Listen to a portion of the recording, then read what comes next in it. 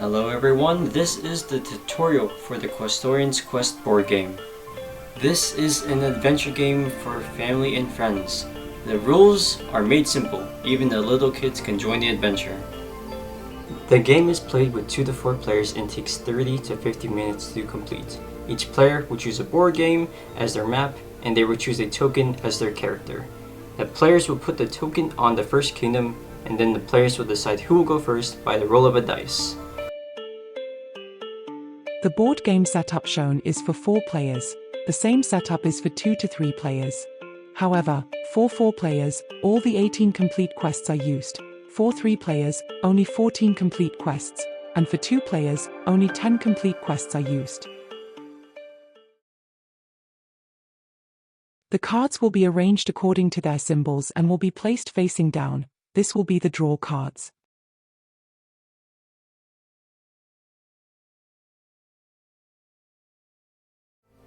The starting player will draw a quest card. They will read the quest, put it in a plastic stand, and place it near the first kingdom, making sure the pathway is not blocked. Then the player will look at the play for all cards at the center. If the player finds any items that match their quest, the player can take it and place it near the quest card. If there is no item for their given quest, that is okay because the player can draw new cards later.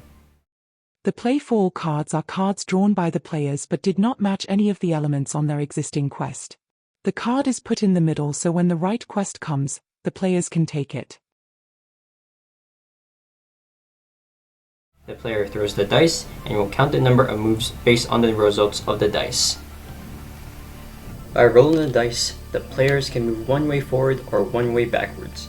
At the roll of the dice, the player will land on a symbol. If the player lands on a hexagon, the player draws a realm card. The player will keep the card if they need it, or put it in the play for all cards. If the player lands on a circle, the player draws a character card. They will keep the card if they need it, or they will put it in the play for all cards. If the player lands on a triangle, the player draws an artifact card. They will keep the card if they need it, or put it in the play for all cards. Footnote: when there are no cards of a category to draw, pick up a gemstone. A gemstone may be picked up and can either be saved for later or be used at that turn. If the player lands on a rectangle, the player draws a quest card. The player can exchange their quest, and then if the player decides not to change their quest, they will draw a diamond card, also known as a gemstone card. When a player changes their quest, they must return all their quest items to the bottom of their respective category. If the player lands on a diamond, the player draws a gemstone card. The player can either pick up a gemstone and use it right away, or hold on to it.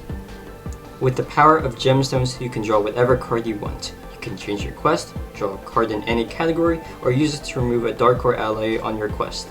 To use a gemstone, simply return a gemstone card on the gemstone deck.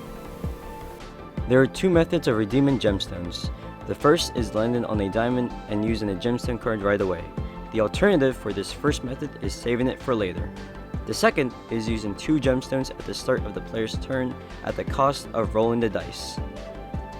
Each player can hold on to 3 gemstones at a time. If a player has 3 gemstones and has the opportunity to pick up more, either when landing on a diamond or from a chance card, the player can redeem the power of a gemstone without consuming a gemstone they already have. If the player lands on a rectangle with a diagonal, the player draws a chance card and must follow the instructions on it. Trap cards mean that it is the next player's turn. The current player cannot do anything now. Storm card means that the player has to go back to the beginning of their current kingdom. Gemstone card means that the player will draw or use a gemstone card. A Trish card means that the player earns an extra turn and is able to roll their dice again. And now we have Dark or Allies card. You have to put the Dark or Ally on any quest, and you cannot complete the quest unless you remove the Dark or Ally by a gemstone card. And finally, we have the big square, which indicates the end of the current kingdom and the beginning of the next one. Every time the player reaches or passes the big squares, the player draws 2 cards. A new quest and any card the player chooses. However, on the 5th kingdom, the player no longer draws these 2 cards. Instead, they need to find the 12 elements on their quest. And afterwards, each player's first turn follows the same routine. The next player picks up a quest, they read their quest, they look at the play for all cards, they throw their dice, move token, and do as according to the symbol. All recurring turns afterwards start by rolling the dice. As the game continues, quests will be completed. When sets are completed, you can lie the quest card among the other cards. On the 5th kingdom, the player no longer draws a quest. Instead, the player needs to find all the items on their 4 given quests. Footnote: you can still change a quest if you land on a diamond and use a gemstone card. If the player finds all 12 items, they can proceed to the Kingdom of Neria to bring their 4 heroes/heroines and win the game. But the game is not finished until all players have bought their heroes and heroines to save Neria.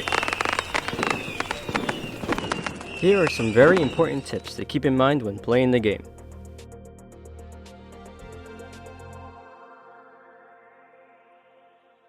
And that's about everything that comes with the Questorians Quest board game. Hope you enjoy the game. We cannot wait for you to play it. Thanks for watching.